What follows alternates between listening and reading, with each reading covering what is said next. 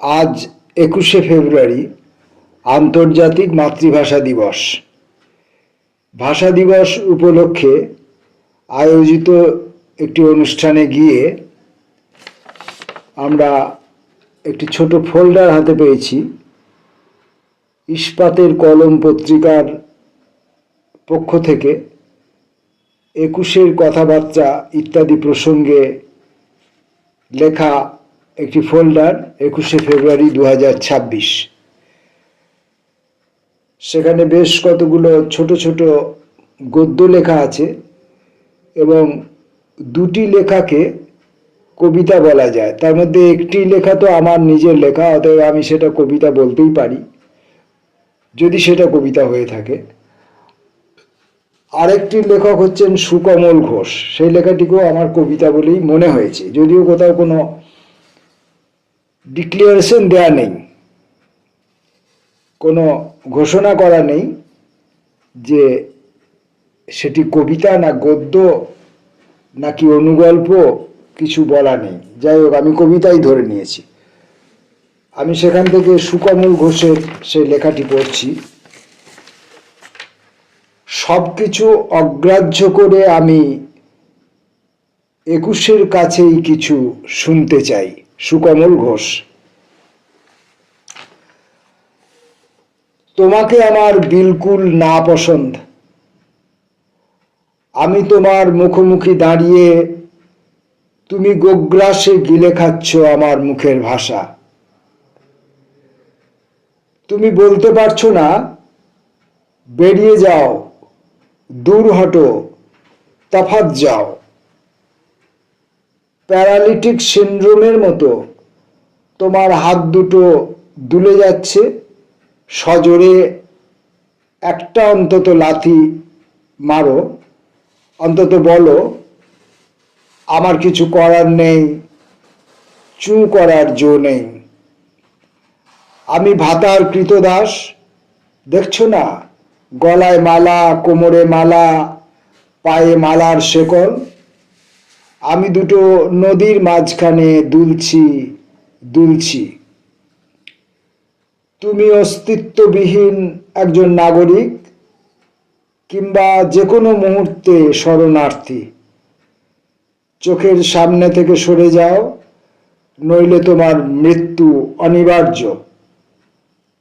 আমি মুখোমুখি দাঁড়িয়েই তোমাকে বলেছিলাম, সত্যই মৃত্যু অনিবার্য। তারও তো এক আত্মসম্মান বোধ, স্বাধীনতা আছে। এসো, মৃত্যুর কথা জেনেও কিছুটা সময় কথা বলি। ধরো বিপ্লবের এবং 21-এর কিংবা 19-এর, যা তোমার এবং আমার, তার রং, গন্ধ, স্বপ্ন কেমন হয়। সব কিছু অগ্রাহ্য করে আমি 21-এর কাছেই কিছু শুনতে চাই। সুকমল ঘোষ। এই ফোল্ডারে আমার একটি লেখা আছে, সেটির নাম কাশিরাম দাস কহে। আজ আর দেখতে পাচ্ছি না তাকে। দুহাতের তালুতে ঢাকা তার মুখ, তার নিচে খানিকটা জল, ভালোবাসা আর অভিমান মিশিয়ে তৈরি। সে অনেক গল্প জানে, গল্পরাও তাকে খোঁজে তীরে তীরে এসে। দুটো হাঁস আর একটা হাসা, পানা শ্যাওলা কাটিয়ে কাটিয়ে যেতে যেতে সেই সব গল্প দিয়ে কবিতা লেখে। আজ আর দেখতে পাচ্ছি না তাকে, অনেক দূরে চলে এসেছি। তবু দেখতে পাচ্ছি তার জলে চোখ মুখ ধুতে আসা গাছগুলো তাকে খুব ভালোবাসে। ওদের প্রত্যেকের ভালোবাসা ওদের নিজ নিজ ভাষায় অক্সিজেন সমান, বলে গেছেন স্বয়ং কাশিরাম দাস। আজকেই এই ভাষা দিবসের অপরাহ্নে উন্মেষ সাহিত্য পত্রিকার যে মাসিক পত্রিকাটি বেরোয়, ছোট একটি, এটিকেও ফোল্ডার বলা যেতে পারে, বা নিউজ পেপারের যে ফর্মা সেরকম। এই কাগজটির সম্পাদক কে? পত্রিকায় লেখা আছে প্রিন্টেড বাই শিখা বিশ্বাস, পাবলিশড বাই শিখা বিশ্বাস, অন বিহাফ অফ শিখা বিশ্বাস। তাহলে আমরা ধরে নিতে পারি এই কাগজটির সম্পাদক শিখা বিশ্বাস। উন্মেষ সাহিত্য পত্রিকা, 12 ফেব্রুয়ারি 2026, ভলিউম 6, ইস্যু 5। এখানে 4টি কবিতা আমি পেয়েছি, এই 4টি কবিতাই পড়ব। প্রথম কবিতা শেষ বিকেলে, কবির নাম প্রবাল দাশগুপ্ত। আমার এই জানালাহীন ঘরে বিকেল হলেই এক পশলা বাকল ওঠা রোদ্দুর এসে বসে ছেঁড়া মাদুরে। বিষণ্ণ মুখে তাকিয়ে দেখে আমাকে, দেখে ভাঙাচোরা অক্ষর, জোড়াতালির শব্দ, আদ্যিকালের পরিত্যক্ত খাতাপত্তর। শুধুই দেখে, কিছু না বলেই মুখ ফিরে যায়। অন্ধকারের পায়ের শব্দে আমি পাতাপল্লবহীন বৃদ্ধ গাছ হয়ে উঠি।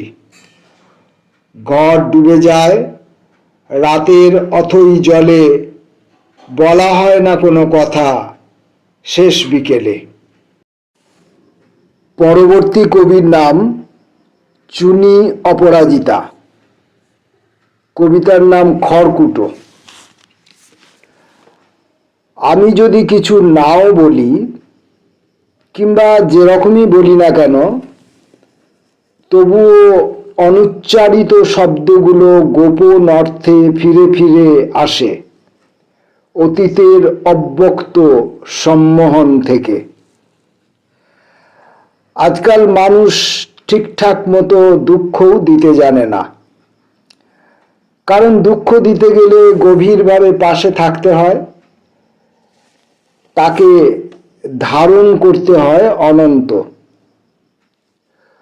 অনিশ্চয়তার পথে সাহসের হাত বাড়িয়ে বলতে হয় তোমার পাশেই আছি। অথচ যাওয়া আসায় বাড়ে কেবল স্মৃতি বিস্মৃতির লাশ। উচ্চারিত হয় স্বপ্নের ঘর ভাঙার শব্দ, যেন ঝড়ের পরে পরিত্যক্ত খড়কুটো, তিক্ত অসঙ্গ। এখানে এই কবিতায়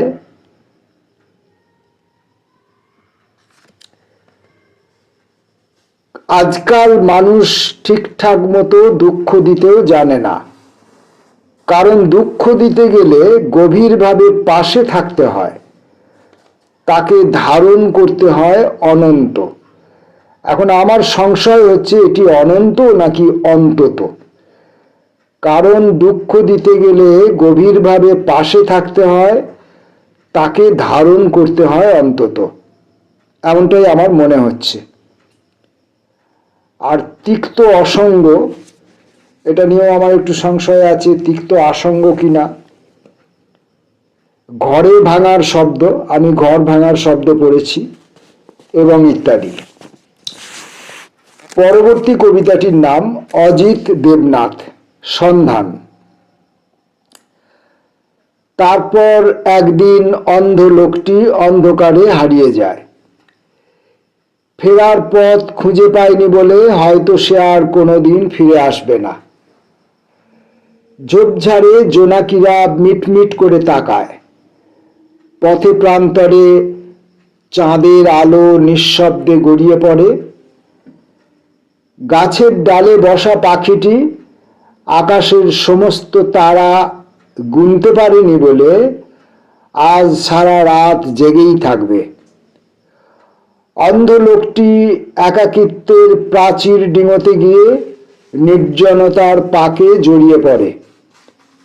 ফেরার পথ খুঁজে পায়নি বলে সদ্য ফোটা ফুলের পাপড়ির মাথায় হাত রেখে ফিসফিস করে বলে, আমি গান বাঁধতে চাই, নৈঃশব্দের গান, চৈতন্যের গান।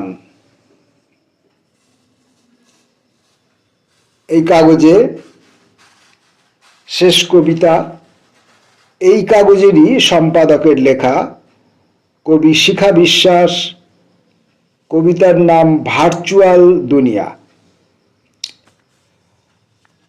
ভার্চুয়াল দুনিয়ায় আমরা ভীষণ ব্যস্ত। ট্রেন, বাস, প্রতিটি যানবাহনের সাথে মানুষ।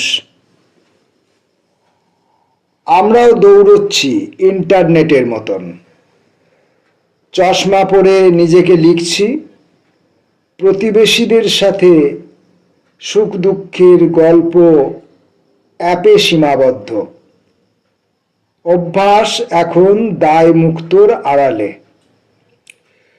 শহর জুড়ে জ্যোৎস্নার অভাব, এদিকে প্রকৃতির হাত ধরে বসন্ত এসে হাজির হবে। কোকিল বরণডালা নিয়ে দাঁড়িয়ে থাকবে। জীবন ব্যস্ত মুখর হয়ে হাঁটবে।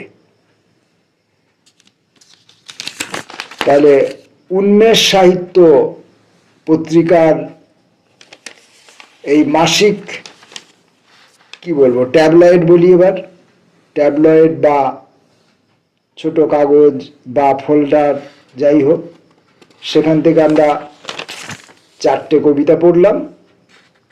আর আগে পড়েছি ইস্পাতের কলম, এখান থেকে 2টো লেখা পড়েছি, মোট 6টা লেখা পড়লাম।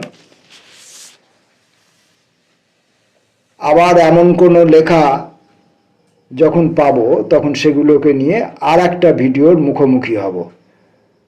ততক্ষণের জন্য নমস্কার।